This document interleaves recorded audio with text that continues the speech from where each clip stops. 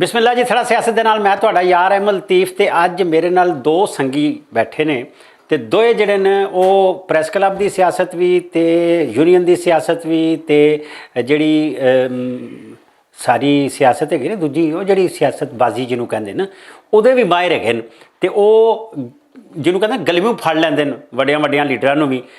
ਕੌਣ ਲੋਕ ਨੇ? ਇੱਕ ਨੇ ਸਾਡੇ ਮਜ਼ਹਰ ਇਕਬਾਲ ਤੇ ਦੂਜੇ ਨੇ ਮੁਹੰਮਦ ਇਜ਼ਹਾਰੁਲ ਹਕ ਨਿਆਜ਼ੀ। अस्सलाम वालेकुम जी। वालेकुम सलाम जी।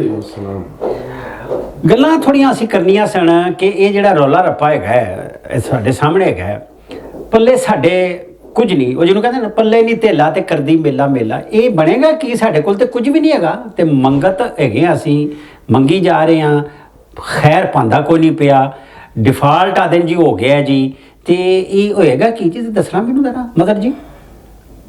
ਬਿਸਮਿਲ੍ਲਾਹਿਰ ਰਹਿਮਾਨਿਰ ਰਹੀਮ ਜੀ। ਕਰੋੜਾਂ ਦਰੂਦ ਰਸੂਲੁल्लाह सल्लल्लाहु अलैहि वसल्लम ਦੇ ਉੱਤੇ। ਅਹਿਮਦ ਲਤੀਫ ਸਾਹਿਬ, ਇੱਕ ਤੇ ਤੁਹਾਡੀ ਖੂਬਸੂਰਤੀ ਇਹ ਹੈ ਕਿ ਤੁਸੀਂ ਦੱਸਦੇ ਕੋ ਨਹੀਂ ਹੋ ਕਿ ਕਿਹੜੇ ਮੌਜੂ ਤੇ ਤੁਸੀਂ ਗੱਲ ਕਰਨੀ ਹੈ। ਅਚਾਨਕ ਹੀ ਇੱਕ ਵਟਾ ਕੱਢ ਮਾਰਦੇ ਹੋ ਜੀ ਔਰ ਫਿਰ ਬਚਾਣਾ ਪੈਂਦਾ ਆਪਾਂ। ਔਰ ਹੁਣ ਜਿਹੜਾ ਤੁਸੀਂ ਮੌਜੂ ਛੇੜਿਆ ਬੜਾ ਹੀ ਡੂੰਘਾ ਮੌਜੂ ਹੈ ਕਿ ਪੱਲੇ ਨਹੀਂ ਧੇਲਾ ਤੇ ਕਰਦੀ ਮੇਲਾ ਮੇਲਾ, ਔਰ ਸਾਨੂੰ ਕੋਈ ਕੁਝ ਦਿੰਦਾ ਵੀ ਨਹੀਂ ਪਿਆ।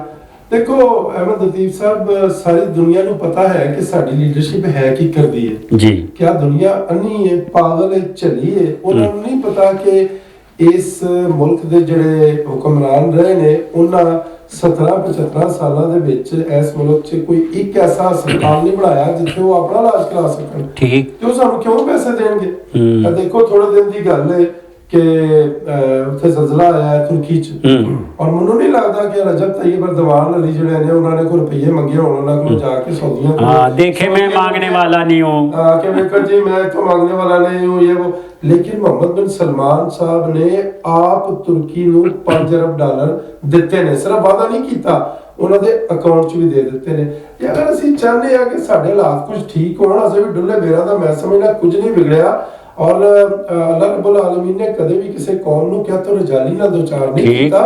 ऐसा नहीं है कि असी कोई बाज है, साडे कोल लीडरशिप है नहीं है। मेरा ख्याल है कि हजे भी असी कोई बंदे दे पुत्र जिहड़े बंदे ने उन्हां नूं ले आईए, खलूस दे नाल ओह काम करन ते हाले भी डुले बेरा दा कुछ नहीं बिगड़िया। असी वापस आ सकने आ और शाम दा सवेर दा भुलिया अगर शाम नूं घर आ जाए ते उहनूं भुलिया नहीं आंदा। अच्छा साडे कोल बंदे हैगे ने नियाजी साहब आदे ने बंदे शंदे हैगे ने ते साडे कोल कोई बंदे हैगे ने 100 एक बंदे निकलना बन जाए। शुरू अल्लाह दे नाम तू जेड़ा बड़ा मेहरबान ते नायत रहम करन वाला है। बंदे ते साडे कोल सारा हर किस्म दे हैं, लेकिन गल ये हुंदी कि किस बंदे नूं किस टाइम ते केड़ी जगह ते इस्तेमाल करना है। ठीक हमेशा साडी तारीख यही है कि असीं गलत बंदे नूं गलत टाइम ते गलत जगह ते इस्तेमाल करदे हां, जिस दी वजह तो जेड़ा होण वाला काम हुंदा है ना वो भी नहीं हुंदा। ते सानू थोड़ा जिहा अपनी काउंसलिंग करनी पैसी एज अ कौम, क्योंकि साडी कौम जिहड़ी है ना एक हजूम दा मंजर पेश कर रही है, ਉਹ ਉਂਝ ਨਹੀਂ ਦਿਸਦੀ ਪਈ ਜਿੰਜ ਸਾਡੀ ਕੌਮ ਹੈਗੀ। ਹੁਣ ਸਾਨੂੰ ਚਾਹੀਦਾ ਹੈ ਕਿ ਜਿਹੜੇ ਆਪਣੇ ਅੰਦਰ ਦੇ ਮਾਮਲਾਤ ਨੇ ਨਾ, ਜਦੋਂ ਤੁਸੀਂ ਬਿਮਾਰ ਹੁੰਦੇ ਹੋ ਨਾ ਤੁਹਾਨੂੰ ਆਪਣੀ ਬਿਮਾਰੀ ਦਾ ਖੁਦ ਪਤਾ ਹੁੰਦਾ, ਤੁਸੀਂ ਡਾਕਟਰ ਨੂੰ ਜਾ ਕੇ ਦੱਸਦੇ ਹੋ ਕਿ ਮੇਰੇ ਢਿੱਡ ਨੂੰ ਪੀੜ ਆ, ਮੇਰੇ ਹੱਥ ਨੂੰ ਪੀੜ ਆ, ਮੇਰੀ ਲੱਤ ਨੂੰ ਪੀੜ ਆ, ਤੇ ਉਹ ਫਿਰ ਤੁਹਾਨੂੰ ਤੁਹਾਡਾ ਇਲਾਜ ਕਰਦਾ ਹੈ।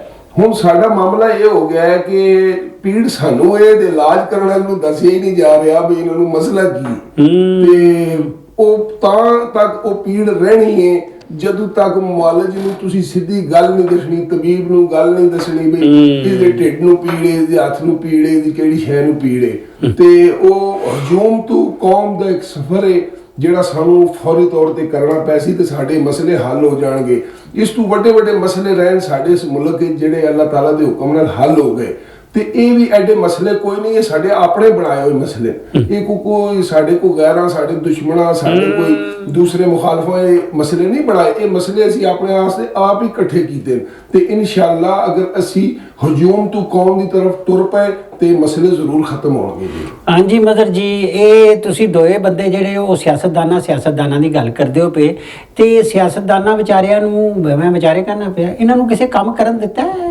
ਮੁੰਡ ਲਿਓ ਜ਼ਰਾ। ਇਹ ਹੁਣ ਤੁਸੀਂ ਛੇੜਦੇ ਪਏ ਹੋ ਸਾਨੂੰ। ਹਾਂ ਤੇ ਛੇੜਾ ਨਾ, ਇਹਨਾਂ ਨੂੰ ਕਿਸ ਕੰਮ ਕਰਨ ਦਿੱਤਾ? ਵੈਸੇ ਇੱਥੇ ਤੇ ਤੁਸੀਂ ਮੁਲਕ ਤੇ ਤੁਸੀਂ ਫੌਜੀਆਂ ਵਾਸਤੇ ਬਣਾਇਆ ਨਾ ਮੇਰੀ ਜਾਨ।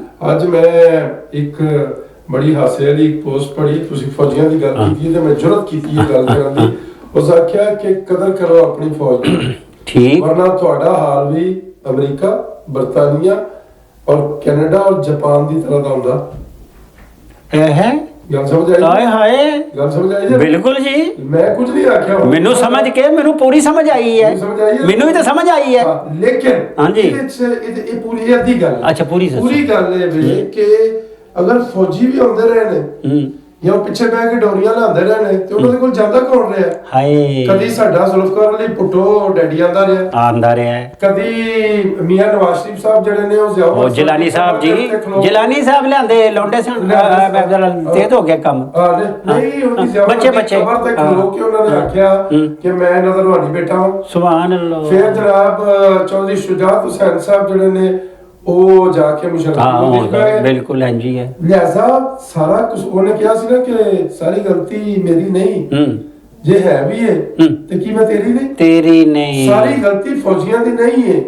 ਸਾਡੇ ਉਹ ਲੋਕ ਜਿਹਨੇ ਆਪਣੇ ਆਪ ਨੂੰ ਸਿਆਸਤਦਾਨ ਔਰ ਅਵਾਮੀ ਨੁਮਾਇੰਦਾ ਕਹਿੰਦੇ ਨੇ, ਉਹ ਜਾਂਦੇ ਨੇ, ਕਦੀ ਅਯੂਬ ਕੋਲ ਜਾਂਦੇ ਨੇ, ਯਾਹੀਆ ਕੋਲ ਜਾਂਦੇ ਨੇ, ਮੁਸ਼ਰਫ ਕੋਲ ਜਾਂਦੇ ਨੇ, ਜ਼ਿਆ ਕੋਲ ਜਾਂਦੇ ਨੇ, ਬਾਜਵੇ ਕੋਲ ਜਾਂਦੇ ਨੇ, ਜਾਂ ਹੁਣ ਜਿਹੜੇ ਹਾਫਿਜ਼ ਸਾਹਿਬ ਕੋਲ।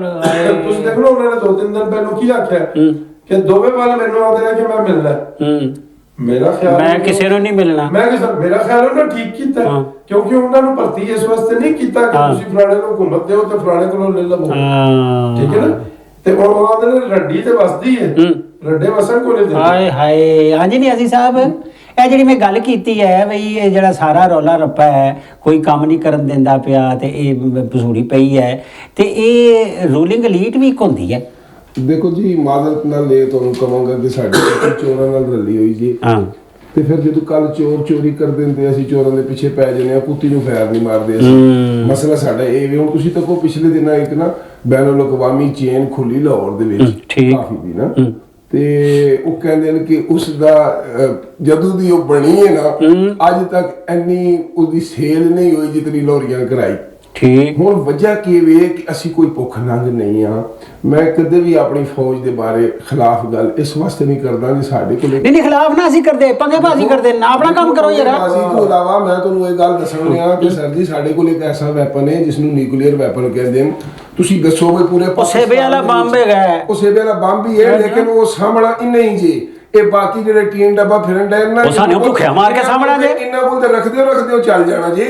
ਮੈਂ ਤੁਹਾਨੂੰ ਸਹੀ ਕਹਿ ਰਿਹਾ ਜੀ। ਦੇਖੋ ਜਦੋਂ ਆਪਣੀ ਕੁੱਤੀ ਸਹੀ ਕਰੋ ਨਾ ਸਰ, ਤੁਹਾਡੀ ਜੇ ਚੋਰਾਂ ਨਾਲ ਰਲ ਜਾਂਦੀ ਤੇ ਤੁਸੀਂ ਐਵੇਂ ਤੁਸੀਂ ਚੋਰ ਤੇ ਕੀ ਗਿਲਾ ਦੇਣਾ? ਤੁਹਾਡੀ ਆਪਣਾ ਜਦੋਂ ਡਿਫੈਂਸ ਸਿਸਟਮ ਠੀਕ ਹੋਣਾ ਹੈ ਤੇ ਵਿੱਚ ਵਾੜੀ ਕੋਈ ਨਹੀਂ ਸਕਣਾ। ਜਦੋਂ ਪਤਾ ਚੱਲ ਗਿਆ ਚੋਰ ਕੌਣ ਹੈ, ਦੇਖੋ ਚੋਰ ਵੀ ਉਹੀ ਹੈ ਜਿਹੜੇ ਕੁੱਤੀ ਨਾਲ ਰਹਿੰਦੇ।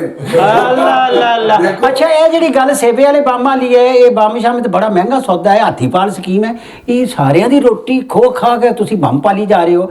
ਬੰਬ ਸੰਭਾਲਣਾ ਹੈ, ਬੰਦੇ ਸੰਭਾਲਣੇ ਜੀ। ਕੋਈ ਰੋਟੀ ਨਹੀਂ ਖੁਸ਼ੀ ਜੀ ਸਾਡੇ ਕੋਲ। ਮੈਂ ਤੁਹਾਨੂੰ ਸਿੱਧੀ ਗੱਲ ਕਰ ਰਿਹਾ ਤੂੰ ਐਵੇਂ ਰੱਖਿਆ ਜੀ। ਜਿਹੜਾ ਇੱਕ ਲੋਅਰ ਮਿਡਲ ਕਲਾਸ ਹੈ, ਹਮੇਸ਼ਾ ਜੀ ਮਹਿੰਗਾਈ ਦਾ ਜਿਹੜਾ ਪਹਿਲਾ ਉਹ ਹੁੰਦਾ ਹੈ ਨਾ, ਮਹਿੰਗਾਈ ਦੀ ਜਿਹੜਾ ਪਹਿਲਾ ਸ਼ਿਕਾਰ ਹੁੰਦਾ ਹੈ, ਉਹ ਹਮੇਸ਼ਾ ਲੋਅਰ ਮਿਡਲ ਕਲਾਸ ਹੁੰਦੀ ਜੇ। ਔਰ ਜਿਹੜੇ ਹੈਂਡ ਟੂ ਮਾਊਥ ਲੋਕ ਹਨ ਉਹ ਹੁੰਦੇ ਨੇ, ਹਮੇਸ਼ਾ ਉਹਨਾਂ ਤੇ ਇਹ ਸਿਆਸਤਦਾਨ ਆਪਣੀ ਸਿਆਸਤ ਨੂੰ ਚਮਕਾਉਂਦੇ ਨੇ। ਮੈਂ ਤੁਹਾਨੂੰ ਹੁਣ ਇੱਕ ਕਾਫੀ ਸ਼ਾਪ ਦੀ ਮਿਸਾਲ ਦੇ ਜੀ ਛੱਡੀ। ਹੁਣ ਤੁਸੀਂ ਬਾਹਰ ਚਲੇ ਜਾਓ ਤੇ ਬਲੂ ਏਰੀਆ ਫਿਰੋ, 170 ਗੱਡੀ ਤੁਹਾਨੂੰ ਮਿਲੇਗੀ, ਭਾਵੇਂ 300 ਦਾ ਲੀਟਰ ਤੇਲ ਹੋ ਗਿਆ ਤੇ ਤੁਹਾਨੂੰ ਉਹਨਾਂ ਦੀ ਟੈਂਕੀਆਂ ਜਿਉਂ ਝਾਤੀਆਂ ਮਾਰੋ ਤੇ ਟੈਂਕੀਆਂ ਫੁੱਲ ਮਿਲਣਗੀਆਂ। ਲੇਕਿਨ ਅਸੀਂ ਪਾਕਿਸਤਾਨ ਤੇ ਨਹੀਂ ਜਾਣਾ। ਨਹੀਂ ਸਰ, ਮੈਂ ਤੁਹਾਨੂੰ ਇਹ ਦੱਸਣਾ ਚਾਹ ਰਿਹਾ ਪਾਕਿਸਤਾਨ ਕਿ ਅੱਜ ਜੀ ਡਾਰ ਸਾਹਿਬ ਹੁਣ ਸਵੇਰੇ ਪੈਟਰੋਲ ਪਤਾ ਲੱਗੇ ਨਾ ਵੀ ਰਾਤੀ ਵੱਧ ਜਾਣਾ ਹੈ 12 ਤੋਂ ਬਾਅਦ, ਤੇ ਬਜਾਏ ਇਸ ਦੇ ਕਿ ਅਸੀਂ ਇਤਜਾਜ ਕਰਨਾ, ਅਸੀਂ ਸਾਰੇ ਹੀ ਨਾ ਆਪਣੀਆਂ ਗੱਡੀਆਂ ਲੈ ਕੇ ਟੈਂਕੀਆਂ ਫੁੱਲ ਕਰਾਉਣ ਟੁਰ ਪੈਣਾ ਜੀ। ਇਹ ਬਸੂਝ ਕੀ ਮੈਂ ਤੁਹਾਨੂੰ ਆਖਿਆ ਹੈ ਕਿ ਅਸੀਂ ਹਜੂਮ ਤੋਂ ਕੌਮ ਦੀ ਤਰਫ ਟਰੈਵਲ ਕਰਨਾ ਹੈ। ਜਦੋਂ ਤੱਕ ਨਹੀਂ ਕਰਾਂਗੇ ਇਹ ਮਾਮਲਾਤ ਸਾਨੂੰ ਦਰਪੇਸ਼ ਰਹਿਣਗੇ। ਅਸੀਂ ਆਪਣੇ ਵੱਡਿਆਂ ਨਿੱਕਿਆਂ ਨੂੰ ਚੰਗਾ ਮੰਦਾ ਆਖ ਕੇ ਵੀ ਰੱਜ ਰਹੇ ਹਾਂ, ਪੂਰੀ ਦੁਨੀਆ 'ਚ ਆਪਣੇ ਆਪ ਨੂੰ ਗੰਦਾ ਕਰ ਰਹੇ ਹਾਂ, ਲੇਕਿਨ ਹਜੂਮ ਤੋਂ ਕੌਮ ਦੀ ਤਰਫ ਟੁਰਨ ਲਈ ਤਿਆਰ ਨਹੀਂ ਹਾਂ। ਹਾਂਜੀ, ਤੁਸੀਂ ਇਹ ਜਰਾ ਬੰਬ ਤੇ ਸੰਭਾਲੋ ਨਾ ਜੀ, ਦੱਸੋ ਹੁਣ ਕਿਸ ਤਰ੍ਹਾਂ ਸੰਭਾਲੋ? ਸਰ ਸਵਾਲ ਇਹ ਨਹੀਂ ਹੈ ਕਿ ਬੰਬ ਜਾਂ ਨਹੀਂ ਬੰਬ, ਜਿਹੜੀ ਨੈਸ ਸਾਹਿਬ ਨੇ ਗੱਲ ਕੀਤੀ ਹੈ ਨਾ ਕਿ ਮੁਲਕ 'ਚ ਮਹਿੰਗਾਈ ਨਹੀਂ ਹੈਗੀ। ਹਾਂ, ਇਹ ਵੀ ਇੱਕ ਗੱਲ ਹੈ। ਦੇਖੋ ਜ਼ੁਲਮ ਕੀ ਹੈ ਸਾਡੇ ਮੁਲਕ 'ਚ। ਅਸੀਂ ਸਾਰੀ ਜ਼ਿੰਦਗੀ ਰਿਸਰਚ ਦੇ ਉੱਤੇ ਇੰਨਾ ਪੈਸਾ ਹੀ ਨਹੀਂ ਲਾਇਆ ਜਿੰਨਾ ਲਾਣਾ ਚਾਹੀਦਾ ਸੀ। ਦੇਖੋ ਸਾਡੇ ਨਾਲ ਇੱਕ ਮੁਲਕ ਹੈ, ਉਹ ਆਪਣੇ ਉਹਨਾਂ ਦਾ ਪੰਜਾਬ ਸਾਡੇ ਪੰਜਾਬ ਤੋਂ ਵੱਡਾ ਹੈ, ਹਾਂ। ਆਬਾਦੀ ਉੱਥੇ ਜ਼ਿਆਦਾ ਹੈ, ਠੀਕ। ਉਹ ਪੂਰਾ ਉਹਨਾਂ ਦਾ ਪੰਜਾਬ ਪੂਰੇ ਆਪਣੇ ਮੁਲਕ ਨੂੰ ਖਵਾਉਂਦਾ ਪਿਆ। ਅਸੀਂ ਕਣਕ ਵੀ ਬਾਹਰੋਂ ਮੰਗਾਉਂਦੇ ਪਏ ਹਾਏ। ਹਾਂ ਕਿ ਕਿੰਨੂ ਇਸ ਮੁਲਕ 'ਚ 450 ਰੁਪਏ ਦਰਜਨ ਵਿਕਿਆ। ਤੁਹਾਡੀ ਖੈਰ ਇਹ ਉਹ ਕਿੰਨੂ ਹੈ ਜਿਹੜਾ ਅਸੀਂ 20 ਰੁਪਏ ਦਰਜਨ ਲੈਂਦੇ ਸਾਂ ਔਰ ਰੱਜ ਕੇ ਖਾਂਦੇ ਸਾਂ। ਹਾਏ। ਮੈਂ ਨੈਲ ਸਾਹਿਬ ਨੂੰ ਹੀ ਪੁੱਛਣਾ, ਤੁਸੀਂ ਆਸੇ-ਪਾਸੇ ਜ਼ਰਾ ਵੇਖੋ ਔਰ ਲੋਕਾਂ ਨੂੰ ਪੁੱਛੋ ਕਿ ਅੱਜ ਕੀ ਰੱਜ ਕੇ ਕਿੰਨੂ ਖਾਦਾ ਜੇ? ਤੱਕਿਆ ਹੀ ਨਹੀਂ। ਤੱਕਿਆ ਹੀ ਨਹੀਂ। ਤੇ ਭੁੱਖ ਤੇ ਹੈਗੀ ਆ ਇੱਥੇ।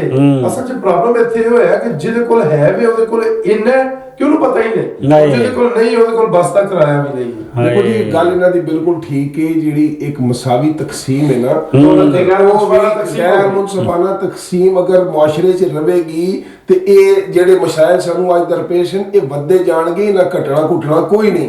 ਜਦੋਂ ਜੇ ਸਾਡੀ ਪੂਰੀ ਕੌਮ ਦਾ ਤੇ ਸਾਡੇ ਸਾਰਿਆਂ ਵੱਡਿਆਂ ਨੇਕਿਆਂ ਦਾ ਇੱਕ ਹੀ ਚੱਕਰ ਹੋਵੇ ਵੀ ਪਲਾਟ ਲੈ ਲੈਣਾ ਸਸਤਾ ਤੇ ਮਹਿੰਗਾ ਵੇਚ ਦੇਣਾ, ਇਸ ਤੋਂ ਇਲਾਵਾ ਅਸੀਂ ਹਟ ਕੇ ਕੋਈ ਹੋਰ ਕਾਰੋਬਾਰ ਨਹੀਂ ਸੋਚਿਆ। ਸਾਡਾ ਪੜੋਸੀ ਮੁਲਕ ਹੈ, ਉਹ ਕਹਿੰਦੇ ਨੇ ਕਿ ਉਹ ਉਸ ਦੀ ਜਿਹੜੀ IT ਦੀ ਸਨਅਤ ਹੈ ਨਾ ਉਹ ਇਤਨੀ ਵੱਧ ਗਈ ਹੈ ਕਿ ਅਸੀਂ ਅਗਲੇ 40 ਸਾਲ ਉਸ ਦੀ IT ਦੀ ਸਨਅਤ ਦਾ ਮੁਕਾਬਲਾ ਨਹੀਂ ਕਰ ਸਕਦੇ। ਅੱਜ ਸਾਨੂੰ ਕਸ਼ਮੀਰ ਦੇ ਇਸ਼ੂ ਤੇ ਅਸੀਂ ਜ਼ਰਾ ਜੀ ਗੱਲ ਕਰ ਦਈਏ ਨਾ ਤੇ ਤੁਹਾਡਾ ਹਰ ਸੋਸ਼ਲ ਮੀਡੀਆ ਪਲੇਟਫਾਰਮ ਤੁਹਾਨੂੰ ਬੈਨ ਕਰ ਦਿੰਦਾ ਹੈ। ਵਜ੍ਹਾ ਕੀ ਹੈ? ਵਜ੍ਹਾ ਇਹ ਵੇ ਕਿ ਅਸੀਂ 25 ਕਰੋੜ ਹੋਵਾਂਗੇ ਜ਼ਿਆਦਾ ਤੋਂ ਜ਼ਿਆਦਾ ਮਰਦਮਸ਼ੁਮਾਰੀ ਤੋਂ ਬਾਅਦ ਵੀ, ਤੇ ਉਹ ਜਦੋਂ ਅਸੀਂ ਇੱਕ ਸ਼ਹਿ ਪਾਉਂਦੇ ਆ ਸਾਡੇ 5 ਕਰੋੜ ਲੋਕ ਹੋਣਗੇ ਸੋਸ਼ਲ ਮੀਡੀਆ ਤੇ, 10 ਨਹੀਂ 15 ਕਰ ਲਓ ਤੁਸੀਂ, ਤੇ ਉਹਨਾਂ ਦੇ ਜਿਹੜੇ ਜਵਾਬ ਦੇਣੇ ਵਾਲੇ ਹੁੰਦੇ ਨੇ ਉਹ 60 ਕਰੋੜ ਹੁੰਦੇ ਨੇ ਤੇ 80 ਕਰੋੜ ਹੁੰਦੇ ਨੇ।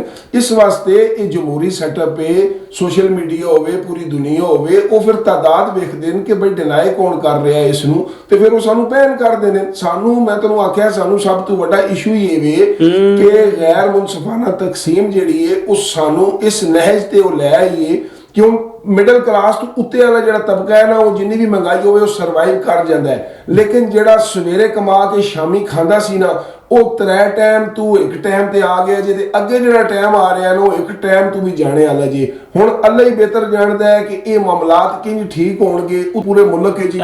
ਕਿਆ ਚਿੱਕੜ ਚੌਧਰੀ ਆਖੇ ਭਾਈ ਸਮਝ ਉਹ ਇਹ ਇਕੱਠ ਹੀ ਨਹੀਂ ਕਰਦੇ। ਜਦੋਂ ਇਹ ਇਕੱਠ ਨਹੀਂ ਕਰੇਗੇ ਤਲੇ ਕੌਮ ਕਿੰਜ ਇਕੱਠੀ ਹੋਏਗੀ, ਕੌਮ ਕਿਸ ਤਰ੍ਹਾਂ ਅੱਗੇ ਹੋ ਕੇ ਆਪਣਾ ਦਿਫਾ ਕਰੇਗੀ? ਪਹਿਲੇ ਇਹਨਾਂ ਸਾਡੇ ਸਿਆਸੀ, ਕਿਉਂਕਿ ਸਾਡੇ ਨੁਮਾਇੰਦੇ ਜਿਹੜੇ ਨੇ ਨਾ ਉਹ ਸਿਆਸੀ, ਬਾਕੀ ਕਿਸੇ ਵੀ ਫੋਰਸ ਜਾਂ ਕਿਸੇ ਵੀ ਇਦਾਰੇ ਦਾ ਕੋਈ ਮੁਲਾਜ਼ਮ ਹੈ ਉਹ ਸਾਡਾ ਜ਼ਿੰਮੇਦਾਰ ਨਹੀਂ ਹੈ। ਸਾਡੇ ਜ਼ਿੰਮੇਦਾਰ ਇਹ ਸਿਆਸੀ ਲੋਕ ਹਨ, ਤੇ ਅਗਰ ਇਹ ਚਿੱਕੜ ਚੌਧਰੀ ਬਣੇ ਰਹੇ ਸਾਡਾ ਹੀ ਯਾਦ ਰਹਿਣਾ ਜੀ। ਹਾਂਜੀ, ਸਾਡੇ ਨਾਲ ਆਜ਼ਾਦ ਹੋਇਆ ਸੀ ਇੱਕ ਮੁਲਕ ਹੈ ਬਰੇ ਸਗੀਰ ਬ੍ਰਿਟਿਸ਼ ਇੰਡੀਆ, ਤੇ ਸਾਡੇ ਕੋਲੋਂ ਇੱਕ ਮੁਲਕ ਨੇ ਆਜ਼ਾਦੀ ਲਈ ਸੀ, ਉਹ ਵੀ ਉਹ ਸਾਡੇ ਨੂੰ ਲੱਗਿਆ ਨਾ ਅਸੀਂ ਪਿੱਛੇ ਇਹ ਕੀ ਹੈ? ਅੱਛਾ, ਇਹਦੀ ਵਜ੍ਹਾ ਜਿਸ ਤਰ੍ਹਾਂ ਹੁਣ ਨਿਆਜ਼ ਸਾਹਿਬ ਨੇ ਆਖਿਆ ਨਾ ਕਿ ਸਾਨੂੰ ਇਲੈਕਸ਼ਨ ਨਹੀਂ ਚਾਹੀਦੇ, ਮੈਂ ਬੜੇ ਇਤਰਾਮ ਦੇ ਨਾਲ ਇਹਨਾਂ ਦੀ ਇਸ ਗੱਲ ਦੇ ਨਾਲ ਜਿਹੜਾ ਉਹ ਇਖਤਲਾਫ ਕਰਾਂਗਾ ਇਸ ਵਾਸਤੇ ਕਿ ਇਹ ਦੇਖੋ ਨਾ ਇਹ ਪਾਗਲ ਹੈ ਰਜਬ ਤਾyyib ਅਰਦੋਗਾਨ ਜਿਹੜਾ ਤੁਰਕੀ ਵਾਲਾ ਉਹਨਾਂ ਦੇ ਮੁਲਕ 'ਚ ਜ਼ਲਜ਼ਲਾ ਆ ਗਿਆ, ਉਸ ਆਖਿਆ ਜ਼ਲਜ਼ਲੇ ਦੇ ਬਾਵਜੂਦ ਇਲੈਕਸ਼ਨ ਟਾਈਮ ਤੇ ਹੋਣਗੇ। ਵਾਹ, ਕੋਈ ਬਹਾਨਾ ਨਹੀਂ ਲੋੜਦਾ, ਕੋਈ ਬਹਾਨਾ ਨਹੀਂ। ਅਸੀਂ ਇਲੈਕਸ਼ਨ ਦੇ ਜ਼ਲਜ਼ਲੇ ਤੋਂ ਡਰਨੇ ਪਏ ਬਈ। ਦੇਖੋ ਕਿਸੇ ਵੀ ਮੁਲਕ ਦੀ ਫੌਜ ਜਿਹੜੀ ਹੈ ਪੈਸੇ ਕੋ ਨਹੀਂ ਨਾ ਯਾਰ, ਕਿਤੇ ਕੋਲ ਇਲੈਕਸ਼ਨ ਕਿੱਥੋਂ ਕਰਾਂਗੇ? ਪੈਸੇ ਕੋ ਨਹੀਂ ਨਾ ਸਾਡੇ ਕੋਲ। ਕਿਆ ਤੁਸੀਂ ਹਲਫਰ ਕਹਿ ਸਕਦੇ ਹੋ ਕਿ ਸਾਡੇ ਯਾਰ ਉਹ ਆਖਦੇ ਨਾ ਜਿਹੜੇ ਜਿੰਨਾ ਚਲਾਣੇ ਆਖਣ ਦੀ ਗੱਲ ਹੋ ਰਹੀ ਆਖਣ ਮਤਲਬ ਵੈਸੇ ਤੇ ਮੇਰੇ ਕੋਲ ਵੀ ਆਪਣੇ ਪੂਰੇ ਪੈਸੇ ਨਹੀਂ ਹੈ। ਤੁਸੀਂ ਇਹ ਕੀ ਕਰਦੇ ਹੋ ਕਿ ਤੁਸੀਂ 75 ਸਾਲਾਂ 'ਚ ਕੀ ਕੀਤਾ ਕਿ ਤੁਹਾਡੇ ਕੋਲ ਇਲੈਕਸ਼ਨ ਕਰਾਉਣ ਜੋਗੇ ਪੈਸੇ ਨਹੀਂ, ਦੇਖੋ ਜੀ, ਔਰ ਫਿਰ 7-8 ਮਹੀਨੇ ਬਾਅਦ ਤੁਹਾਡੇ ਕੋਲ ਕਿੱਥੋਂ ਪੈਸੇ ਆ ਜਾਣਗੇ ਜੀ? ਹਾਂ ਇਹ ਦੱਸੋ। ਔਰ ਫਿਰ ਤੁਹਾਡੇ ਕਨਸਟੀਟਿਊਸ਼ਨ 'ਚ ਲਿਖਿਆ ਹੋਇਆ, ਤੁਹਾਡੇ ਆਇਨ 'ਚ ਲਿਖਿਆ ਹੈ ਕਿ ਜਿਸ ਵੇਲੇ ਸੂਬਾਈ ਅਸੈਂਬਲੀਆਂ ਟੁੱਟਣਗੀਆਂ ਤੇ ਨਵੇਂ ਦਿਨ ਹੋਣਗੇ ਤੇ ਇਲੈਕਸ਼ਨ ਹੋਣਗੇ। ਇਹ ਲਿਖਿਆ ਨਹੀਂ, ਇਹ ਕੋ ਨਹੀਂ ਲਿਖਿਆ। ਇਹਦਾ ਮਤਲਬ ਸਾਡੇ ਕਾਨੂੰਨ ਬਣਾਉਣ ਵਾਲੇ ਪਾਗਲ ਸਨ, ਆਇਨ ਬਣਾਉਣ ਵਾਲੇ ਨਹੀਂ। ਉਹਨੂੰ ਉਸ ਵੇਲੇ ਪੈਸੇ ਆ ਸਨ, ਹੁਣ ਖਰਾਬ ਹੋਇਆ ਕੰਮ। ਇਹ ਮੁੱਖ ਭਾਂਗੜੇ ਤੇ ਇਸ਼ਕ ਬਨੇਰੇ ਵਾਲੀ ਗੱਲ ਜੇ, ਸਾਡੀ ਜੇਬ ਵਿੱਚ ਧੇਲਾ ਕੋਈ ਨਹੀਂ ਤੇ ਮੇਲਾ ਲੋਕ ਮੇਲਾ ਕਰਨ ਡਏ ਆ।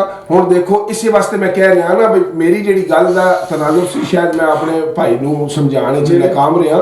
ਉਹ ਇਸ ਵਾਸਤੇ ਸੀ ਕਿ ਇਹ ਅਗਰ ਸਾਰੇ ਚਿੱਕੜ ਚੌਧਰੀ ਇਕੱਠੇ ਹੋ ਜਾਵਣ ਔਰ ਕੰਸੈਂਸਸ ਨਾਲ ਮੁਲਕ ਨੂੰ ਚਲਾਵਣ ਤੇ ਸਾਨੂੰ ਕੀ ਇਤਰਾਜ਼ ਹੋ ਸਕਦਾ ਹੈ। ਲੇਕਿਨ ਇਹ ਹੁਣ ਮਸਲਾ ਕੀ ਵੇ? ਫੋਰ ਐਗਜ਼ਾਮਪਲ ਅਸੀਂ ਭੁੱਖ ਦੇ ਵਿੱਚ ਇਲੈਕਸ਼ਨ ਤੇ ਹੈਗੇ ਨੇ। ਦੇਖੋ ਮੇਰੀ ਗੱਲ ਸੁਣੋ, ਉਹ ਲੁੱਟਣ 'ਚ ਇਕੱਠੇ ਨਾ 13 ਵਰਸਸ 1 13 ਵਰਸਸ ਦੀ ਇਕੱਠੇ ਨੇ, 13 ਵਰਸਸ 14 ਕਰ ਲਓ ਨਾ ਸਾਰੇ, 14 ਕਿਉਂ ਨਹੀਂ ਇਕੱਠੇ ਹੋ ਸਕਦੇ? ਚਲੋ ਮੇਰੀ ਗੱਲ ਸੁਣੋ, अगर तो गुलशन का कारोबार चले है ना अहमद साहब गल वे भाई नूरा कुश्ती नहीं इलेक्शन हो जाए फॉर एग्जांपल ਅਸੀਂ ਭੁੱਖ ਚ ਵੀ ਕਰਾ ਲੇ ਸਾਡਾ ਕਨਸਟੀਟਿਊਸ਼ਨ ਕਹਿੰਦਾ ਹੈ ਵੀ ਵਿੱਚ ਪੈਸੇ ਤੇ ਨਹੀਂ ਲਿਖੇ ਨੇ ਚਲੋ ਕਰਾਓ ਅਸੀਂ ਕਰਾ ਲੇ ਫਿਰ ਜੀ ਚਾਰ ਚਿਕੜ ਚੌਧਰੀ ਮੰਨਣ ਹੀ ਨਹੀਂ ਇਲੈਕਸ਼ਨ, ਕਿੱਥੇ ਜਾਵਾਂਗੇ ਅਸੀਂ? ਆਵਾਮ ਦੀ ਕਿਹੜੀ ਗਲਤੀ ਹੈ ਦੱਸੋ? ਅੱਛਾ, ਧਾਰ ਲੈ ਕੇ ਵਿਆਹ ਕਰਨਾ ਹੈ? ਦੇਖੋ ਧਾਰ ਲੈ ਕੇ ਵਿਆਹ ਕਰਨਾ ਹੈ ਤੇ ਫਿਰ ਵਿਆਹ 'ਚ ਰਫੜ ਪੈ ਗਿਆ ਤੇ ਫਿਰ ਕੀ ਕਰਾਂਗੇ? ਦੇਖੋ ਗੱਲ ਅਸਲ ਕੰਸੈਂਸਸ ਇਸ ਚੀਜ਼ ਤੇ ਹੋਣਾ ਚਾਹੀਦਾ ਹੈ ਕਿ ਮਨੋਵਾਨ ਇਲੈਕਸ਼ਨ ਰਿਜ਼ਲਟ ਨੂੰ ਤਸਲੀਮ ਕੀਤਾ ਜਾਣਾ ਚਾਹੀਦਾ ਹੈ, ਚਾਹੇ ਉਹ ਮੇਰੇ ਹੱਕ 'ਚ ਆਵੇ, ਚਾਹੇ ਉਸਦੇ ਹੱਕ 'ਚ ਆਵੇ, ਚਾਹੇ ਉਸਦੇ ਹੱਕ 'ਚ ਆਵੇ। ਲੇਕਿਨ ਅਗਰ ਇਹ ਪੈਸੇ ਮੰਗ ਕੇ ਤੇ ਅਸੀਂ ਇਲੈਕਸ਼ਨ ਕਰਾਈਏ ਤੇ ਮੁੜ ਕੋਈ XYZ ਅਗਰ ਉਸਨੂੰ ਨਾ ਮੰਨੇ ਤੇ ਪਾਕਿਸਤਾਨੀ ਕੌਮ ਕਿੱਥੇ ਖੜੀ ਹੋਏਗੀ? ਤੁਸੀਂ ਫੇਰ ਤਮਾਸ਼ਾ। ਅੱਛਾ, ਹੁਣ ਥੋੜਾ ਜਿਹਾ ਅਸੀਂ ਬਾਹਰ ਨਿਕਲਨੇ ਆ। ਇਹ ਅਸੀਂ ਲੋਕ ਆਖਦੇ ਨੇ, ਮੈਂ ਵੀ ਆਖਣਾ, ਇਹ ਜਦੀਦ ਨਵਾਬਾਦੀ ਹੈਗੇ ਹਾਂ ਅਸੀਂ। ਇਹ ਪਾਕਿਸਤਾਨ ਜਿਹੜਾ ਰੂਲਿੰਗ ਲੀਡ ਵਾਸਤੇ ਬਣਾਇਆ ਗਿਆ, ਉਹ ਜਿਹੜੇ ਪੱਗ ਬੰਨ੍ਹ ਗਏ ਸਨ, ਉਹ ਜਿਹੜੇ ਕੁੱਤੇ ਨਵਾਲਣ ਵਾਲੇ, ਕੁੱਤੇ ਨਵਾਲਣ ਵਾਲੇ ਜਿਹੜੇ ਸਨ, ਉਹਨੇ ਪੱਗ ਬੰਨ੍ਹ, ਉਹ ਹੋਰ ਗੱਲ ਹੈ, ਉਹ ਤੇ ਕਲਚਰ ਸਾਨੂੰ ਬਰਬਾਦ ਕਰਨ ਵਾਸਤੇ ਡਰਾਮੇਬਾਜ਼ੀ ਹੈ ਨਾ। ਪੱਗ ਬੰਨ੍ਹ ਇੱਕ ਪੋਸਟ ਹੁੰਦੀ ਸੀ, DC ਦੇ ਕਮਰੇ 'ਚ ਬਹਿਣ ਵਾਲੇ ਪੱਗ ਬੰਨ੍ਹ ਹੁੰਦੇ ਸਨ। ਜੇਲਮ ਦਾ ਪੱਗ ਬੰਨ੍ਹ ਜਿਹੜਾ ਨਾ, ਪੱਗ ਬੰਨ੍ਹ ਅੱਬਾ ਇੱਕ ਅਵੈਸ ਚੌਧਰੀ ਹੁੰਦਾ ਸੀ, ਚੌਧਰੀ ਵੈਸ, ਜਿਹੜਾ ਇਹਦਾ ਦਾਦਾ ਹੈਗਾ ਫਵਾਦ ਦਾ। ਪੱਗ ਬੰਨ ਸੀ ਉਹ, ਔਰ ਪੱਗ ਬੰਨ ਉਹ ਸਾਰੇ ਜਿਹੜੇ ਨੇ, ਉਹ ਉਧਰ ਰਹੀਮਯਾਰ ਖਾਨ ਤੋਂ ਉਧਰ ਜਿਹੜੇ ਸਨ, ਉਹ ਕੁੱਤੇ ਨਵਾਲਣ ਵਾਲੇ ਸਨ ਸਾਰੇ। ਇਹ ਸਾਰੇ ਲੋਕ ਜਿਹੜੇ ਨੇ, ਇਹ ਇਸਤਮਾਰ ਦੇ ਇਹ ਉਹ ਸਿਧਾਏ ਹੋਏ ਲੋਕ ਨੇ ਸਾਰੇ ਦੇ ਸਾਰੇ। ਤੇ ਉਸ ਤੋਂ ਬਾਅਦ ਬਾਕੀ ਜਿਹੜਾ ਇਹ ਸਾਰੇ ਸਿਸਟਮ ਦੀ, ਜਿਹੜਾ ਵੈਸਟ ਦਾ ਸਿਸਟਮ ਹੈ, ਉਹਦੀ ਇਸ ਵੇਲੇ ਟਾਪ ਦੀ ਨਿਗਹਿਬਾਨ ਜਿਹੜੀ ਹੈ ਉਹ ਫੌਜ ਹੈ, ਜਿਹਦੇ ਕੋਲ ਪੂਰਾ ਸਿਸਟਮ ਮੌਜੂਦ ਹੈ, ਔਰ ਉਸੇ ਨੇ ਸਾਰਾ ਸਿਲਸਿਲਾ ਚੱਲਦਾ ਪਿਆ। ਤੇ ਇਹ ਮੈਂ ਇਸ ਗੱਲ ਅਰਜ਼ ਕਰਨਾ ਪਿਆ ਕਿ ਇਹ ਲੋਕਲ ਕੰਮ ਹੈਗਾ ਜਾਂ ਤਾਜੇ ਬਰਤਾਨੀਆ ਮਲਕਾ ਦਾ ਰੌਲਾ ਹੈ? ਤੁਸੀਂ ਜਿਹੜੀ ਗੱਲ ਕਰਤੀ ਹੈ ਥੋੜੇ ਜਿਹੇ ਟਾਈਮ ਦੇ ਵਿੱਚ, ਅਸੀਂ ਇਹਨੂੰ ਬਿਲਕੁਲ ਰੂਲ ਆਊਟ ਨਹੀਂ ਕਰਦੇ ਹਾਂ ਕਿ ਇਹ ਉਧਰੋਂ ਨਹੀਂ ਆਇਆ। ਕਿਧਰੇ ਨਾ ਕਿਧਰੇ ਕਨਸਪੀਰੇਸੀ ਥਿਊਰੀ ਜਿਹੜੀ ਹੈ, ਸਾਜ਼ਿਸ਼ੀ ਜਿਹੜੀ ਥਿਊਰੀ ਉਹ ਮੌਜੂਦ ਹੈ ਕਿ ਇਹਨਾਂ ਕੋ ਰੋਟੀ ਟੁੱਕਰ ਤੋਂ ਇਹਨਾਂ ਨੂੰ ਆਵਾਜ਼ਾਰ ਕਰ ਦਿਓ ਕਿ ਫਿਰ ਇਹਨਾਂ ਨੂੰ ਕਿਹਾ ਜਾਵੇ ਕਿ ਤੁਸੀਂ ਇਹ ਜਿਹੜਾ ਸੇਬੇ ਵਾਲਾ ਇਹ ਦੇਖ ਲਓ, ਅੱਛਾ ਜੀ ਦੇਖ ਲਓ, ਇਸਰਾਈਲ ਨੂੰ ਤਸਲੀਮ ਕਰ ਲਓ, ਅੱਛਾ ਜੀ ਕਰ ਲਵੋ, ਉਹ ਫਲਾਣੇ ਨੂੰ ਆਉਣ ਦਿਓ, ਅੱਛਾ ਜੀ ਕਰ ਦਿਓ। ਇਹ ਉਧਰੋਂ ਹੈ ਵੇ, ਲੇਕਿਨ ਇਹਦੇ ਨਾਲ ਨਾਲ ਅਸੀਂ ਸਾਰਾ ਮਲਬਾ ਉਹਨਾਂ ਤੇ ਨਹੀਂ ਪਾਣਾ, ਸਾਨੂੰ ਆਪਣੇ ਗਿਰਬਾਨ ਚ ਵੀ ਝਾਕਣਾ ਚਾਹੀਦਾ ਕਿ ਅਸੀਂ ਕੀ ਆ। ਅਸੀਂ 75 ਸਾਲਾਂ ਦੇ ਵਿੱਚ, ਮੈਂ ਜਿਸ ਤਰ੍ਹਾਂ ਤੁਹਾਨੂੰ ਕੀਤਾ ਰਿਸਰਚ ਤੇ ਅਸਾਂ ਕੀ ਕੀਤਾ, ਕੁਝ ਵੀ ਨਾ। ਮਤਲਬ ਤੁਸੀਂ ਆਪਣਾ ਰੋਟੀ ਟੁਕੜਾ ਆਪ ਨਹੀਂ ਪੈਦਾ ਕਰ ਸਕਦੇ, ਦਾਲਾਂ ਤੁਸੀਂ ਉੱਥੋਂ ਮੰਗਾਉਂਦੇ ਹੋ, ਆਟਾ ਉੱਥੋਂ ਮੰਗਾਉਂਦੇ ਹੋ। ਜ਼ਰੀ ਮੁਲਕ ਹੈ, ਜ਼ਰੀ ਮੁਲਕ ਹੈ, ਨਹਿਰੀ ਨਿਜ਼ਾਮ ਹੈ, ਨਹਿਰੀ ਨਿਜ਼ਾਮ ਹੈ ਸਾਡੇ। ਅੱਛਾ ਫਿਰ ਤੁਸੀਂ ਮੈਨੂੰ ਇਹ ਦੱਸੋ, ਤਾਲੀਮ ਦਾ ਕੀ ਹਾਲ ਹੈ ਤੁਹਾਡਾ? 2-2.5 ਕਰੋੜ ਬੱਚਾ ਤੁਹਾਡਾ ਸਕੂਲੋਂ ਬਾਹਰ ਹੈ, ਤੁਹਾਨੂੰ ਉਹਨਾਂ ਨੇ ਆਖਿਆ ਸੀ ਮੰਜ਼ਾ ਬਰਤਾਨੀਆ ਨੇ ਕਿ ਆਪਣੇ ਬੱਚੇ ਸਕੂਲ 'ਚ ਨਾ ਪੜਾਇਓ। ਹਾਏ ਹਾਏ, ਸਿਹਤ ਦਾ ਨਿਜ਼ਾਮ ਤੁਹਾਡੀ ਡਿਸਪਲਿਨ ਤੋਂ ਵੱਧ ਜਾਵੇ ਨਾ ਤੇ ਤੁਸੀਂ ਲਾਇਲਾਜ ਹੋ ਜਾਂਦੇ ਹੋ। ਹਾਏ, ਮਤਲਬ ਤੁਹਾਡੇ ਕੋਲ ਨਾ ਕੋਈ ਸਿਹਤ ਦਾ ਨਿਜ਼ਾਮ ਹੈ, ਨਾ ਤਾਲੀਮ ਦਾ ਨਿਜ਼ਾਮ ਹੈ, ਨਾ ਰੋਟੀ ਟੁੱਕਰ ਦਾ ਨਿਜ਼ਾਮ ਹੈ। ਅੱਛਾ, ਬੁਨਿਆਦੀ ਇਨਸਾਨੀ ਹਕੂਕ ਦੀ ਤੇ ਗੱਲ ਹੀ ਸਾਡੇ ਮਾਸ਼ਾਅੱਲਾ ਮਾਸ਼ਾਅੱਲਾ। ਤੇ ਅੱਛਾ, ਅਮਨ ਕੋਈ ਨਹੀਂ ਹੈ ਕਿਸੇ ਕਿਸਮ ਦੀ। ਅਸੀਂ ਕੀਤਾ ਕੀ ਹੈ ਇੱਥੇ? ਉਹਨਾਂ ਨੂੰ ਹਾਂ ਇਹ ਕਹਿ ਸਕਦੇ ਹੋ ਕਿ ਉਹਨਾਂ ਨੂੰ ਸਾਡੀ ਹਾਲਤ ਵੇਖ ਕੇ ਤੇ ਮੌਕਾ ਮਿਲ ਗਿਆ। ਉਹ ਕਹਿੰਦੇ ਨਾ ਕਿ ਦੀਵਾਰ ਕਿਆ ਗਿਰੀ ਮੇਰੇ ਕੱਚੇ ਮਕਾਨ ਕੀ, ਲੋਗੋਂ ਨੇ ਮੇਰੇ ਰਸਤੇ ਬਣਾ ਲਈਏ। ਸਾਡੀ ਜਿਹੜੀ ਦੀਵਾਰ ਸੀ ਨਾ ਉਹ ਡਿੱਗ ਪਈ। ਭਾਜੀ ਹੁਣ ਅਸੀਂ ਆਦੀ ਹੋ ਗਏ ਆ। ਇੱਕ ਕਹਾਵਤ ਹੈ ਤੁਸੀਂ ਸੁਣੀ ਹੋ ਸੀ ਕਿ ਇੱਕ ਬਾਦਸ਼ਾਹ ਸੀ, ਉਸ ਲਿੱਤਰਾਂ ਤੇ ਆਵਾਮ ਨੂੰ ਲਾਇਆ ਹੋਇਆ ਸੀ ਤੇ ਆਵਾਮ ਇੱਕ ਦਿਨ ਬਾਜ਼ਾਰ ਹੋ ਗਈ ਤੇ ਉਹ ਚਲੀ ਗਈ ਬਾਦਸ਼ਾਹ ਕੋਲ ਤੇ ਬਾਦਸ਼ਾਹ ਆਖਿਆ ਦੱਸੋ ਤੁਹਾਡਾ ਕੀ ਮੁਤਾਲਬਾ ਹੈ? ਉਹਨਾਂ ਅੱਗੂ ਜਵਾਬ ਇਹ ਦਿੱਤਾ ਬਾਦਸ਼ਾਹ ਨੂੰ ਕਿ ਸਰ ਸਾਡਾ ਬੜਾ ਟਾਈਮ ਲੱਗ ਜਾਂਦਾ ਲਿੱਤਰ ਖਾਂਦੇ ਹੋ, ਤੁਸੀਂ ਬੰਦੇ ਵਧਾ ਦਿਓ ਲਿੱਤਰ ਮਾਰਨ ਵਾਲੇ। ਮਤਲਬ ਕਹਿਣ ਦਾ ਮਕਸਦ ਹੈ ਅਸੀਂ ਉਸ ਹਜੂਮ ਦੇ ਵਿੱਚ ਸ਼ਾਮਲ ਹਾਂ। 1911 ਦੀ ਇੱਕ FIR ਮੈਂ ਤੁਹਾਨੂੰ ਦੱਸਿਆ, ਇਨਸਾਫ ਤੋਂ ਬਗੈਰ ਮਾਸ਼ਰਾ ਨਹੀਂ ਚੱਲ ਸਕਦਾ। ਮੀਆਂ ਵਾਲੀ ਮੇਰੇ ਜਿਹੜਾ ਆਬਾਈ ਇਲਾਕਾ ਹੈ, 1911 ਦੇ ਵਿੱਚ ਇੱਕ ਨੰਬਰਦਾਰ ਦੇ FIR ਕਰਾ ਦਿੱਤੀ ਹੁਕੂਮਤ। ਵਜ੍ਹਾ ਕੀ ਸੀ? ਵਜ੍ਹਾ ਇਹ ਸੀ ਕਿ ਕੈਮਲਪੁਰ ਦਾ ਇੱਕ ਰਿਹਾਇਸ਼ੀ ਫਿਰਦਾ ਫਿਰਦਾ ਅੱਬਾ ਖੇਲ ਨਾਂ ਦੀ ਉੱਥੇ ਇਲਾਕਾ ਹੈ, ਉੱਥੇ ਚਲਾ ਗਿਆ ਤੇ ਉੱਥੇ ਉਹ ਬੇਰੀ ਦੇ ਦਰਖਤ ਦੇ ਥੱਲੇ ਬੈਠਾ ਰਿਹਾ। ਉਸ ਵਿਚਾਰੇ ਨੂੰ ਕੋਈ ਮਸਲਾ ਸੀ, ਫੌਤ ਹੋ ਗਿਆ। ਉਹਨਾਂ ਤਹਿਕੀਕ ਕੀਤੀ ਬਈ ਇੱਕ ਆਇਆ ਸੀ ਤੇ ਉਹਨਾਂ ਨੰਬਰਦਾਰ ਦੇ ਖਿਲਾਫ FIR, ਉਸਦੀ ਕਾਪੀ ਮੇਰੇ ਕੋਲ ਮੌਜੂਦ ਜੇ। ਉਸ FIR ਚ ਉਹਨਾਂ ਨੇ ਲਿਖਿਆ ਕਿ ਨੰਬਰਦਾਰ ਸਾਹਿਬ ਇਹ ਤੁਹਾਡੀ ਜ਼ਿੰਮੇਵਾਰੀ ਸੀ ਕਿ ਇੱਕ ਬੰਦਾ ਆਇਆ ਹੈ, ਉਹ ਤੁਹਾਡੇ ਇਲਾਕੇ ਦਾ ਨਹੀਂ ਹੈ, ਤੁਸੀਂ ਉਸਨੂੰ ਰੋਟੀ ਦਿਓ, ਪਾਣੀ ਦਿਓ।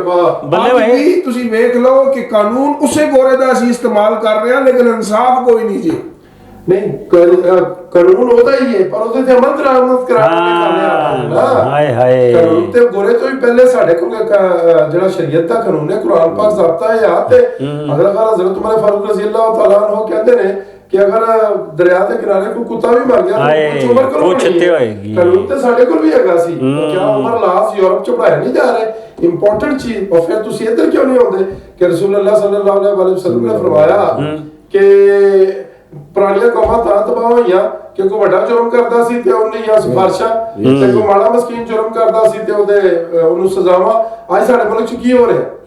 ਕਿਸੇ ਇੱਕ ਪਾਰਟੀ, ਅੱਛਾ ਜਿਸ ਤਰ੍ਹਾਂ ਇਮਰਾਨ ਖਾਨ ਨੂੰ ਅਦਾਲਤਾਂ ਤੋਂ ਰਿਲੀਫ ਮਿਲਦਾ ਪਿਆ, ਤੁਹਾਨੂੰ ਮਿਲ ਸਕਦਾ ਨਹੀਂ। ਜਿਸ ਤਰ੍ਹਾਂ 50 ਰੁਪਏ ਦੇ ਫਾਰਮ ਤੇ ਨਵਾਜ਼ ਸ਼ਰੀਫ ਬਾਹਰ ਨੱਸਿਆ, ਤੁਸੀਂ ਨੱਸ ਸਕਦੇ ਹੋ? ਨਹੀਂ ਦੱਸ ਸਕਦੇ ਹੋ? ਕਿਆ ਤੁਹਾਡੀ ਧੀ ਬਗੈਰ ਕਿਸੇ ਕੁਆਲੀਫਿਕੇਸ਼ਨ ਦੇ, ਬਗੈਰ ਕਿਸੇ ਮਿਹਨਤ ਦੇ, ਪਾਕਿਸਤਾਨ ਦੀ ਵੱਡੀ ਪੋਲੀਟੀਕਲ ਪਾਰਟੀ ਦੀ ਉਹ ਕੀ ਸੀਨੀਅਰ ਨਾਇਬ ਸਦਰ ਬਣ ਸਕਦੀ ਹੈ? ਉਹ ਬਲਾਵਲ ਵੀ ਬਣਿਆ ਤੁਹਾਨੂੰ ਦੱਸਾਂ ਕਿ ਇੱਧਰ ਦੇਖੋ, ਮੈਂ ਇੱਕ ਬੰਦੇ ਨੂੰ ਜਾਣਦਾ, ਉਹ ਅੱਜ ਕੱਲ ਸੈਨੇਟਰ ਬਣ ਗਿਆ ਹੈ। ਵਜ੍ਹਾ ਉਹ ਵੀ ਇਸੇ ਤਰ੍ਹਾਂ ਹੀ ਨਹੀਂ, ਪ੍ਰੋਗਰਾਮਾਂ ਸਾਡੇ ਨਾਲ ਬੈਠਦਾ ਸੀ, ਛੋਟੇ ਮੋਟੇ ਮਾਈਕ ਲੋਗੋ ਚ ਆ ਕੇ, ਲੇਕਿਨ ਉਹ ਬਸ ਇੱਕ ਲੈਂਡ ਤੇ ਚੜਿਆ, ਉਸ ਲੈਂਡ ਨਹੀਂ ਛੱਡੀ, ਹੁਣ ਉਹ ਸੈਨੇਟਰ ਵੀ ਬਣ ਗਿਆ ਇੱਥੇ ਰੱਖਣਾ। ਅੱਛਾ ਚਲੋ ਹੁਣ ਗੱਲਾਂ ਵੀ ਹੁੰਦੀਆਂ ਨੇ, ਵੈਸੇ ਅਸੀਂ ਆਪਣੇ ਵਿਚਾਰੇ ਜਿਹੜੇ ਅਦੀਬ, ਸ਼ਾਇਰ, ਸਾਫੀ, ਇਹ ਵੀ ਮਸਕੀਨ ਹੀ ਲੋਕ ਹੁੰਦੇ ਨੇ, ਇਹਨਾਂ ਦੇ ਹੱਕ ਹਕੂਕ ਦੀ ਗੱਲ ਵੀ ਕਰ ਲਈਏ ਥੋੜੀ ਜਿਹੀ। ਸਾਰਿਆਂ ਦੀਆਂ ਖਬਰਾਂ ਅਸੀਂ ਛਾਪਨੇ ਆ, ਸਾਡੀ ਖਬਰ ਮਾਲਕਾਨ ਨਹੀਂ ਛਾਪਦੇ। ਤੁਸੀਂ ਟ੍ਰੇਡ ਯੂਨੀਅਨ ਵੀ ਕੀਤੀ ਸਾਰੀ ਔਰ ਲੜੇ ਹੋ ਮਾਲਕਾਨ ਨਾਲ।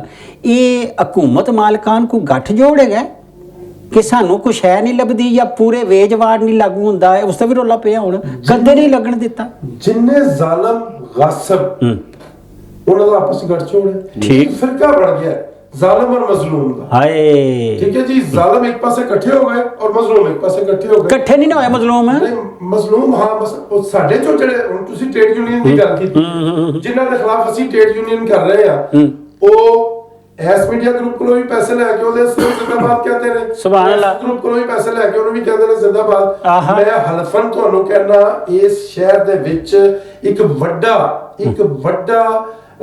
ਜਿਹੜਾ ਮੀਡੀਆ ਹਾਊਸ ਹੈ, ਉਹਦੇ ਇੱਕ ਜ਼ਿੰਮੇਦਾਰ ਨੇ ਮੈਨੂੰ ਬੁਲਾਇਆ, ਉਹਨੇ ਕਿਹਾ ਕਿ ਮਜ਼ਹਰ ਇਕਬਾਲ, ਇਹ ਤੇਰੇ ਜਿਹੜੇ ਮੁਖਾਲਫੀਨ ਨੇ ਸਾਡੇ ਬੂਹੇ ਦੇ ਬਾਹਰ ਆ ਕੇ ਇਹਨਾਂ ਨੇ ਧਰਨਾ ਦੇ ਦਿੱਤਾ। ਤੇ ਮੈਂ ਕਿਹਾ ਮੈਂ ਕੀ ਕਰਾਂ? ਉਹਨੇ ਕਿਹਾ ਇਹਨਾਂ ਦਾ, ਇਹ ਜਿਹੜੇ ਗਰੁੱਪ ਚ ਕੰਮ ਕਰਦੇ ਨੇ ਨਾ, ਤੂੰ ਉਸ ਗਰੁੱਪ ਦੇ ਬਾਹਰ ਜਾ ਕੇ ਧਰਨਾ ਦੇ, ਖਰਚੇ ਦੀ ਪਰਵਾਹ ਨਾ ਕਰੀ। ਖਰਚੇ ਦੀ ਪਰਵਾਹ ਨਾ ਕਰੀ। ਅੱਲਾਹ, ਮੈਂ ਹਲਫਨ ਕਹਿਣਾ, ਤੁਹਾਨੂੰ ਪਤਾ ਮੈਂ ਹਾਂ ਠੀਕ ਹੈ, ਬੋਲਣ ਦੀ ਲੋੜ ਨਹੀਂ। ਅੱਛਾ, ਮੈਂ ਉਹਨਾਂ ਨੂੰ ਕਿਹਾ, ਮੈਂ ਕਿਹਾ ਗੱਲ ਇਹ ਵੇ ਕਿ ਅਗਰ ਉਹਨਾਂ ਨੇ ਇੱਥੇ ਧਰਨਾ ਦਿੱਤਾ ਹੈ ਤੇ ਬਜ਼ਾਹਿਰ ਉਹਨਾਂ ਨੇ ਲੋਕਾਂ ਦੇ ਹਕੂਕ ਵਾਸਤੇ ਦਿੱਤਾ ਹੈ, ਔਰ ਅਗਰ ਉਹਨਾਂ ਨੇ ਪੈਸੇ ਲਏ ਨੇ ਤੇ ਲਾਨਤ ਖੱਟੀ ਹੈ। ਤੁਸੀਂ ਕੀ ਸਮਝਦੇ ਹੋ? ਲਾਨਤ ਮੈਂ ਵੀ ਖੱਟ ਲਵਾਂ? ਹਾਏ, ਮੈਂ ਦੇਖੋ ਨਾ, ਪੈੜੀਆਂ ਦੇ ਢਿੱਡ 'ਚ ਦੋ ਰੋਟੀਆਂ ਨੇ, ਇਤਨੇ ਹੀ ਬਸ। ਦੇਖੋ ਅੱਜ ਵੀ ਅਸੀਂ ਇੱਕ ਵੱਡੇ ਮੀਡੀਆ ਹਾਊਸ ਦੇ ਬਾਹਰ ਵਰਕਰਾਂ ਵਾਸਤੇ ਆਵਾਜ਼ ਉਠਾਈ, ਔਰ ਵਰਕਰ ਖੁਦ ਇਕੱਠੇ ਸਨ। ਵਜ੍ਹਾ ਕੀ ਸੀ ਕਿ ਮਹਿੰਗਾਈ ਦੇ ਇਸ ਦੌਰ ਵਿੱਚ ਉਹਨਾਂ ਦਾ ਇੱਕ ਛੋਟਾ ਜਿਹਾ ਮੁਤਾਲਬਾ ਹੈ ਕਿ ਸਾਡੀਆਂ ਤਨਖਾਹਾਂ ਵਧਾਓ। ਮਹਿੰਗਾਈ ਇੰਨੀ ਵੱਧ ਗਈ ਕਿਉਂਕਿ ਜਦੋਂ ਕਰੋਨਾ ਆਇਆ ਨਾ ਤੇ ਉਹਨਾਂ ਕੱਟ ਲਾਇਆ। ਅੱਛਾ, ਕੱਟ ਲਾਤਾ। ਹੁਣ ਕਹਿਣੇ ਦਾ ਮਕਸਦ ਇਹ ਕਿ ਉਹਨਾਂ ਆਖਿਆ ਜੀ ਦਾਰਾ ਖਸਾਰੇ ਜਾ ਰਿਹਾ ਹੈ, ਸਾਨੂੰ ਡਾਊਨ ਸਾਈਜ਼ਿੰਗ ਕਰਨੀ ਪੈਸੀ, ਇਹ ਤੁਸੀਂ ਕੱਟ ਲਵਾ ਲਓ। ਹੁਣ ਤੁਸੀਂ ਤੱਕੋ, ਜਦੋਂ ਫਾਇਦਾ ਹੁੰਦਾ ਹੈ ਤੇ ਤੁਸੀਂ ਫਾਇਦੇ 'ਚ ਸ਼ਰੀਕ ਕਰਦੇ ਹੋ ਸਾਬੀ ਜਾਂ ਵਰਕਰ ਨੂੰ, ਜਦੋਂ ਫਾਇਦੇ ਸ਼ਰੀਕ ਨਹੀਂ ਕਰਦੇ, ਜਦੋਂ ਤੁਹਾਨੂੰ ਨੁਕਸਾਨ ਹੋ ਰਿਹਾ ਤਾਂ ਉਸਨੂੰ ਫਿਰ ਵੀ ਸਾਬੀ ਅਦਾਰਿਆਂ ਦੇ ਬੋਝ 'ਚ ਆਏ। ਇਸ ਵਕਤ ਉਹ ਵੇਖਦੇ ਰਹੇ ਤੇ ਉਹਨਾਂ ਨੂੰ ਉਲਟਾ ਥ੍ਰੈਟ ਕਰਦੇ ਨੇ। ਅਸੀਂ ਇਸਲਾਮਾਬਾਦ ਹਾਈ ਕੋਰਟ ਵਿੱਚ ਵੀ ਇਸ ਵਾਸਤੇ ਗਏ ਹੋਏ ਹਾਂ ਕਿ ਕੋਈ ਇਲੈਕਟ੍ਰੋਨਿਕ ਮੀਡੀਆ ਨੂੰ ਸਰਵਿਸ ਸਟਰਕਚਰ ਦਿਓ, ਜੋ ਜਾਣਦਾ ਪੀਕਾ ਐਕਟ ਚ ਆ ਕੇ ਸਾਡੇ ਤੇ ਠੋਕ ਦਿੰਦੇ ਹੋ, ਉਹ ਸਾਡਾ ਲਾਅ ਤੇ ਬਣਾਓ। ਪਹਿਲੇ ਸਾਡਾ ਲਾਅ ਬਣਾਓ, ਫਿਰ ਸਾਨੂੰ ਸਜ਼ਾ ਵੀ ਦਿਓ, ਲੇਕਿਨ ਸਾਡਾ ਲਾਅ ਬਣਾਏ। ਇਹ ਮੈਂ ਆਖਿਆ ਨਾ ਕਿ ਇਹ ਇਨਸਾਫ ਦਾ ਮਾਸ਼ਰਾ ਨਹੀਂ ਹੈ, ਇਹ ਨਾ ਇਨਸਾਫੀ ਦਾ ਮਾਸ਼ਰਾ ਹੈ। ਸਾਡੇ ਲਾਅ ਨਹੀਂ ਬਣਿਆ ਸਾਡੇ ਸਰਵਿਸ ਸਟਰਕਚਰ ਦਾ, ਲੇਕਿਨ ਸਾਨੂੰ ਸਜ਼ਾ ਦੇਣੇ ਵਾਸਤੇ ਕਾਨੂੰਨ ਬਣਾ ਛੱਡੇ। ਇੱਥੇ ਇੱਕ ਫਿਕਰਾ ਮੈਂ ਕਹਿਣਾ ਚਾਹੁੰਦਾ, ਬਦਕਿਸਮਤੀ ਦੇ ਨਾਲ ਉਹ ਦਿਨ ਨਾ, ਮੈਨੂੰ ਉਹ ਸ਼ੇਰ ਸਹੀ ਨਾ ਯਾਦ ਆਇਆ ਤੇ ਮੈਨੂੰ ਮਾਫ ਕਰ ਦਿਓ। ਉਹ ਦਿਨ ਨਾ ਕਿ मेरे साथ बड़ा हादसा हो गया, मैं तो रह गया, मेरा दौर गुजर गया। अच्छा होया की ਹੋਇਆ ਸਾਡੇ ਇੱਥੇ ਵੇ ਕਿ ਅਸੀਂ ਤੇ ਸਾਡਾ ਤੇ ਆਜ਼ਾਦੀ ਸਹਾਫਤ ਫਟਿਆ ਹੀ ਨਹੀਂ ਰਹਿ ਗਿਆ। ਜਿਸ ਤੌਰ ਤੇ ਮੈਂ ਤੇ ਤੁਸੀਂ ਸਹਾਫੀ ਆ, ਉਦੋਂ ਸਹਾਫੀ ਦਾ ਆਜ਼ਾਦੀ ਸਹਾਫਤ ਸਹਾਫੀ ਦੀ ਹੁੰਦੀ ਸੀ। ਅੱਜ ਅਸੀਂ ਤਰਖਾਨ ਬਣ ਕੇ ਰਹਿ ਗਏ ਆ। ਸਾਡੇ ਕੋਲ ਕੋਈ ਕੁਰਸੀ ਬਣਵਾ ਲੈ, ਕੋਈ ਮੇਜ਼ ਬਣਵਾ ਲੈ, ਕੋਈ ਬੈੱਡ ਬਣਵਾ ਲਵੇ, ਹਾਏ ਤਰਜਮਾਨ ਹੋ ਗਏ ਆ। ਆਜ਼ਾਦੀ ਸਹਾਫਤ ਤੇ ਹੁਣ ਮੀਡੀਆ ਮਾਲਕਾਨ ਦੀ ਰਹਿ ਗਈ ਹੈ। ਬਦਕਿਸਮਤੀ ਨਾਲ ਮੈਂ ਆਣਾ ਵਾ ਕਿ ਉਹ ਉਹਨਾਂ ਮੀਡੀਆ ਮਾਲਕਾਂ ਦੇ ਬੋਝੇ 'ਚ ਜਾ ਬੈਠਾ। ਐਸੀ ਗੱਲ ਨਹੀਂ ਹੈ। ਮੈਂ ਥੋੜਾ ਜਿਹਾ ਇਸ ਦੇ ਖਿਲਾਫ ਇਸ ਵਾਸਤੇ ਕਰਾਂਗਾ ਕਿਉਂਕਿ ਮੈਂ ਖੁਦ ਇੱਕ ਯੂਨੀਅਨ ਦਾ ਸੀਨੀਅਰ ਨਾਇਬ ਸਦਰ ਹਾਂ ਰਾਵਲਪਿੰਡੀ ਇਸਲਾਮਾਬਾਦ ਦਾ। ਹੁਣ ਮਾਮਲਾ ਇਹ ਨਹੀਂ ਰਿਹਾ ਸਰ, ਗੱਲ ਇਹ ਹੋ ਗਈ ਹੈ ਕਿ ਸਾਨੂੰ ਭੁੱਖਿਆ ਮਾਰਿਆ ਜਾ ਰਿਹਾ ਹੈ। ਇਹ ਤੁਸੀਂ ਦੇਖ ਲਓ, ਵੱਡੇ ਵੱਡੇ ਅਖਬਾਰ ਜਿਹੜੇ ਟੌਪ 5 ਅਖਬਾਰ ਹਨ, ਉਹਨਾਂ ਦੇ ਇਸ਼ਤਿਹਾਰ ਗਿਣ ਲਓ, ਉਹਨਾਂ ਦੇ ਟੀਵੀ ਚੈਨਲਾਂ ਦੇ ਇਸ਼ਤਿਹਾਰ ਗਿਣ ਲਓ, ਤੁਹਾਨੂੰ ਖਬਰ ਘੱਟ ਤੇ ਇਸ਼ਤਿਹਾਰ ਜ਼ਿਆਦਾ ਮਿਲਣਗੇ। ਤੁਹਾਨੂੰ ਸਕਰੀਨ ਤੇ ਤੁਹਾਡੀ ਖਬਰ ਘੱਟ ਤੇ ਇਸ਼ਤਿਹਾਰ ਜ਼ਿਆਦਾ ਮਿਲਣਗੇ। ਲੇਕਿਨ ਜਦੋਂ ਉਹ ਕਹਿਣਗੇ ਸੀ ਅਸੀਂ ਭੁੱਖੇ ਮਰ ਰਹੇ ਹਾਂ, ਤੁਸੀਂ ਗੁਜ਼ਾਰਾ ਕਰ ਲਓ, ਤੇ ਬੰਦਾ ਕਹਿੰਦਾ ਲਾ ਲਵੇ ਲਿੱਤਰ ਤੇ ਮਾਰੇ 12 ਦੇ ਗਿਣੇ ਹਿੱਕ। ਇੱਥੇ ਰੱਖਣਾ ਚੰਗਾ ਜੀ। ਅੱਲਾ ਬੇਲੀ, ਇਹ ਅਸੀਂ ਹੁਣ ਲਿਤਰੋਲੀ ਤਰੀ ਹੋਣ ਲੱਗੇ ਹਾਂ ਤੇ ਸਾਨੂੰ ਦਿਓ ਇਜਾਜ਼ਤ। ਮੈਂ ਸਾਂ ਤੁਹਾਡਾ ਯਾਰ ਅਹਿਮਦ ਲਤੀਫ, ਮਦਰ ਇਕਬਾਲ ਸਾਡੇ ਨਾਲ ਤੇ ਇਜ਼ਹਾਰੁਲ ਹਕ ਨਿਆਜ਼ੀ। ਅੱਲਾ ਬੇਲੀ।